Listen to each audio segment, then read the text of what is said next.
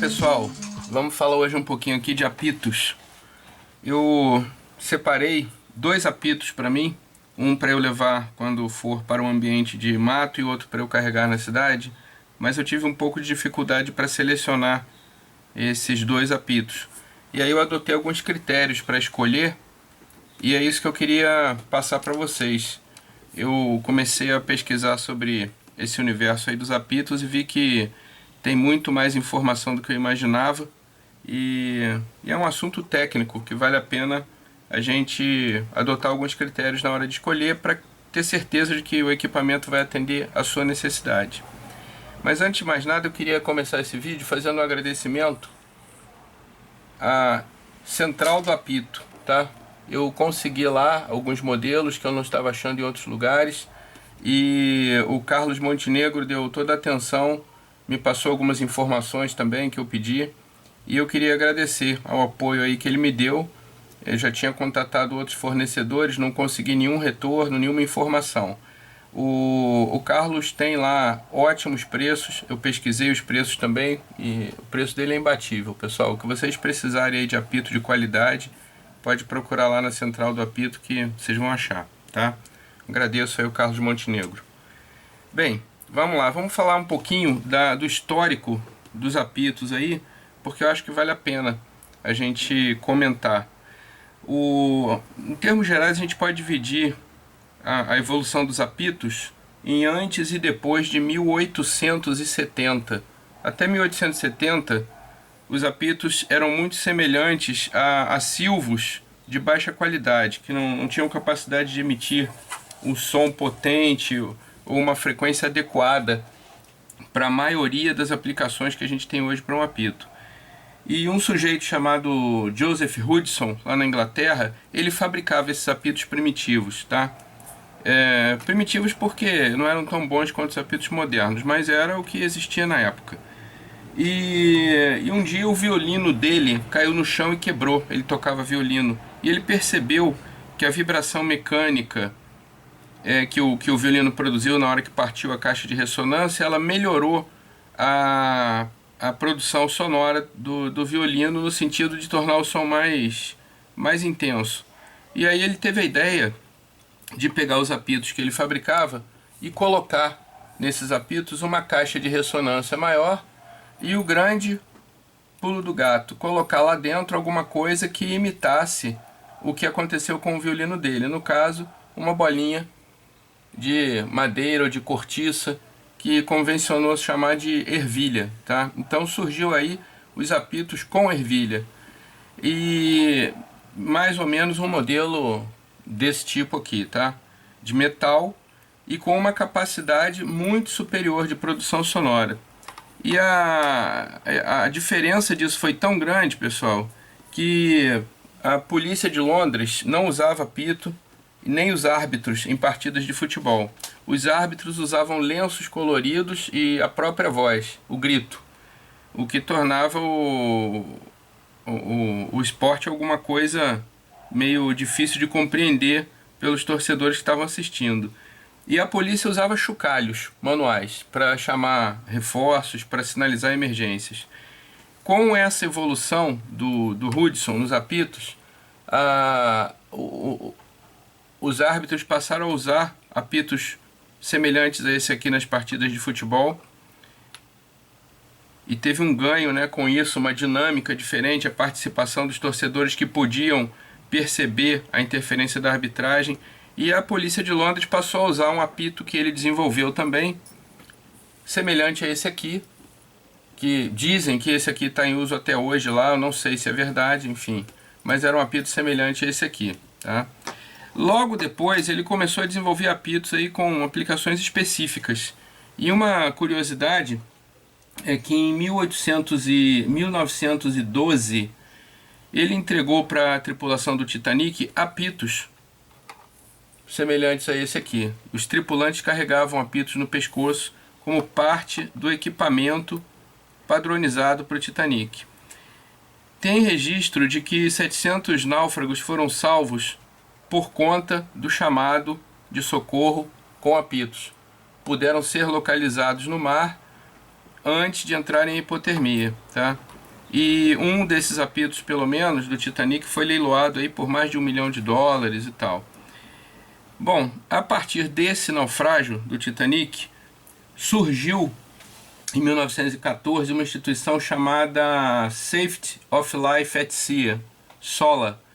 E essa instituição passou a normatizar a segurança no mar, inclusive apitos, tá?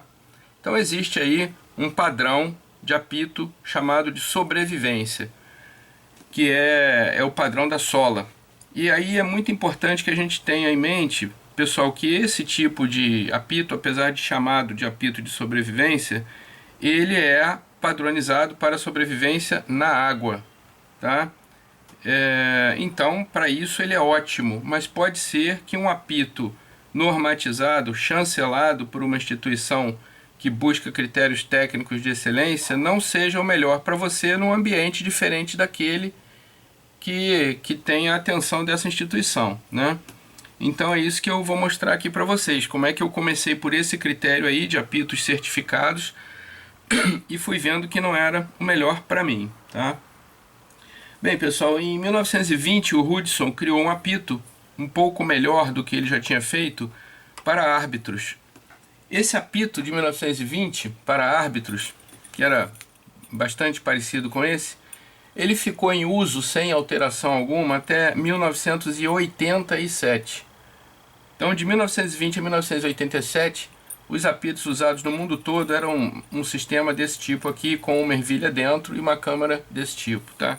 Em 1987, diversos árbitros começaram a questionar a eficácia desse tipo de apito, porque havia a possibilidade dele falhar com congelamento em baixas temperaturas e falhar também em altas temperaturas. E era um apito que cansava para assoprar, ele exigia esforço. Então, numa partida longa, sacrificava muito o árbitro. E aí, um árbitro chamado Ron Foxtrot, em 87, ele desenvolveu um apito que se tornou já um clássico, que é esse modelinho aqui, ó. É o Fox 40, tá? Da Fox. Vocês podem ver que ele, apesar de ter um formato semelhante ao apito que vinha em uso desde 1920, ele não tem a câmara de ressonância aqui, ele é oco. Isso aqui é apenas para você segurar. Mas esse apito não tem também nenhuma parte móvel, ele não tem ervilha, ele é o chamado P-less, sem ervilha, como são os apitos modernos no mundo todo hoje, tá? Ele emite 2 frequências sonoras e ele tem uma capacidade de produção acima de 100 decibéis, tá? Então é um apito muito bom. Bem, a partir daí eu comecei a eliminar alguns modelos de apito para o meu uso. Por exemplo, eu eliminei esse aqui, esse tipo de apito, pelo peso e tamanho muito grande, tá? Então, apesar de ser um apito bacana, né, e que tem uma história aí de uso e tal, eu eliminei ele. Eu eliminei também apitos muito pequenos por causa da limitação de produção sonora. Esse aqui, que eu já usava há muitos anos, eu também tirei da minha lista. Apesar dele ser muito bom, ele só emite uma frequência e ele tem um som muito parecido com alguns sons de pássaros ou coisas assim que podem ser confundidos na floresta. Então eu prefiro um apito que tenha uma produção sonora que se destaque do som ambiente, tá? Esse aqui eu eliminei também pelo mesmo motivo, é o mesmo sistema, tá? Apesar de todos esses aqui são apitos muito bons, tá? Eu eliminei esse aqui, apesar dele ser certificado, ele é um apito que emite 2 frequências, ele é muito bom, padronizado aí, me parece que para agente de trânsito aqui no Brasil e eu acredito que para a Polícia do Exército também. Mas ele exige um esforço de sopro grande, e aí, prevendo que você possa precisar usar o apito por muito tempo, caminhar com ele na boca soprando, ou você pode estar debilitado pedindo socorro, eu também eliminei apitos com grande esforço de sopro. Pessoal, aí o critério que eu queria chamar a atenção para vocês aqui na escolha é o seguinte: o esforço para o apito funcionar, tá? É muito importante. A SOLA, ela adota uma norma de certificação. Esse apito, por exemplo, é certificado tá? A norma vem escrita nele, é a ISO 12402-8, tá? Se vocês forem procurar lá, vocês vão ver o que diz lá sobre um apito de sobrevivência. Porém, essa norma diz que os apitos de sobrevivência certificados pela SOLA são aqueles que foram testados por um adulto jovem entre, se eu não me engano, 25 e 30 anos, ou 20 e 30 anos, sem qualquer limitação respiratória, em plena saúde, fazendo um esforço máximo e repentino para produzir um som de pelo menos 100 decibéis, tá? Então, seguramente não é essa pessoa que vai reproduzir a sua condição de ferido, a sua condição de febril, a sua condição de adoentado numa situação de emergência, né? Então, os apitos certificados para sobrevivência no mar, eles são muito bons para o mar, porque eles expulsam a água enquanto você assopra, tá? E tem vários outros sistemas aqui. Tem o clipe para prender no colete, ele permite ser usado com ambas as mãos, etc. Mas para um apito de emergência num ambiente que não é o mar, eu acredito que esse tipo de certificação não seja uma coisa muito adequada. Então eu também eliminei esse, apesar de ser um apito excelente.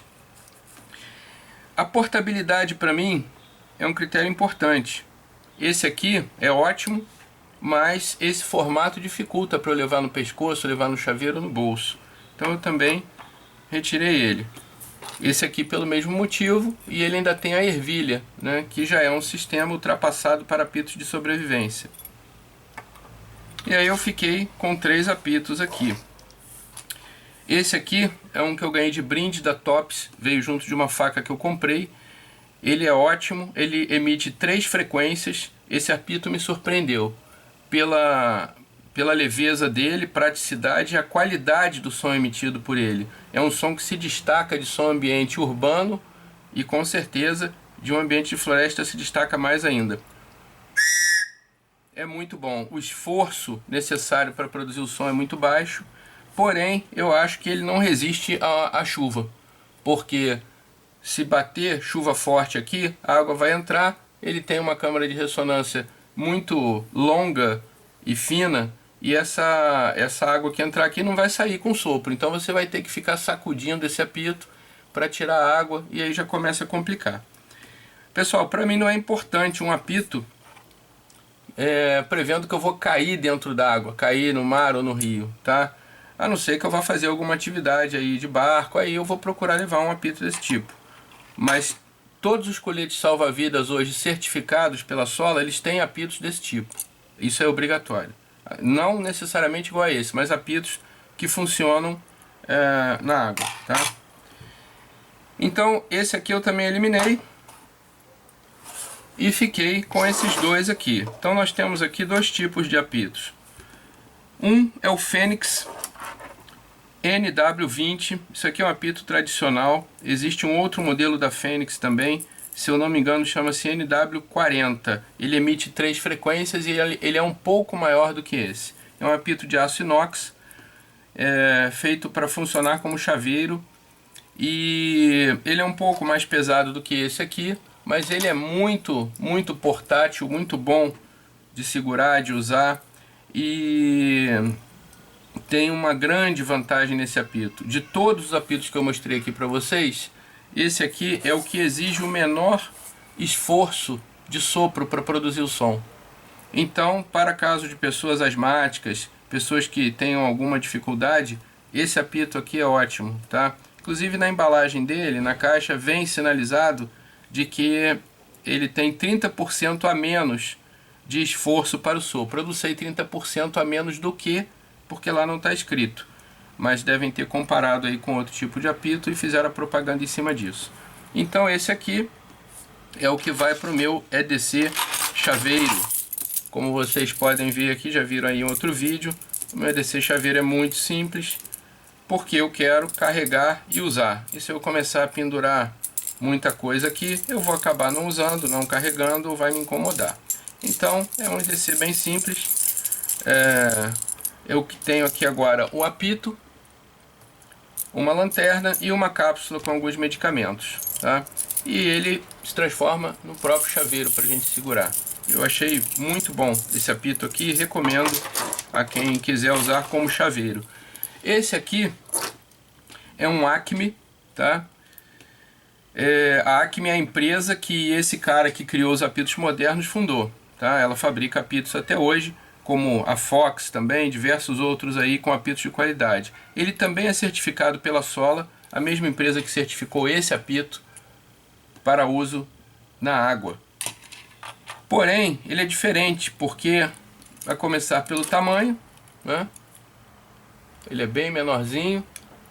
O peso dele, ele também emite 2 frequências, ele também funciona na água e ele é muito mais fácil de carregar pela leveza do que esse aqui. Então esse é o apito que eu pretendo levar num cordão quando eu estiver aí no ambiente fora do ambiente urbano. Esse aqui é o que eu vou levar no pescoço. Eu já tenho usado ele aí em algumas caminhadas, é bastante confortável, você até esquece que tá carregando o apito. É mais ou menos como aquele ali da Tops, levinho, pequeno, mas ele funciona na chuva. E esse aqui eu acredito que não funcione, não sei, mas acredito que não funcione. Então essas foram as minhas duas opções de escolha de apito. Um para o meu chaveiro, Fênix NW20, e um para o meu uso no cordão, fora do ambiente urbano, que é o Acme. É o Acme Tornado Slimline.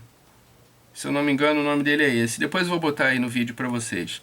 Também vale a pena comentar aqui, pessoal, o seguinte: o uso de apito para pessoas idosas ou pessoas com alguma dificuldade de operar o apito, existe aí o apito eletrônico. Vocês podem procurar isso na internet. É um apito um pouquinho maior do que esse aqui, que vem com uma bateria, e ele produz um som de boa qualidade, boa frequência, acionando um botão. Então é válido também para quem vai usar o apito para chamar socorro e tem alguma limitação física para isso. Bem, pessoal, o que eu queria mostrar para vocês é isso: a importância da gente aplicar alguns critérios na escolha do equipamento para que ele possa atender a sua necessidade. Então o fato do equipamento ser